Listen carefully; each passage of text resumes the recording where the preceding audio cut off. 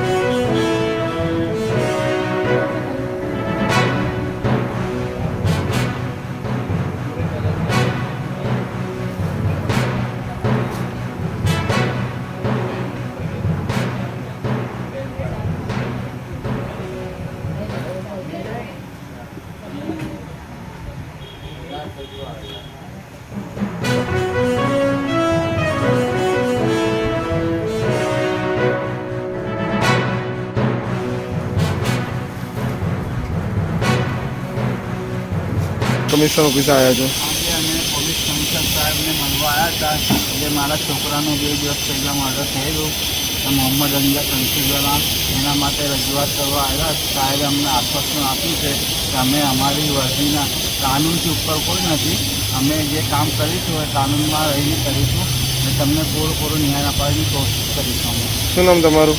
મારું નામ અબ્દુલ કાદિર મોહમ્મદ સાહેબ તનસુજવાલા, હું આજે અંજા ઓક્સાઇડનો ફાધર બોલું છું।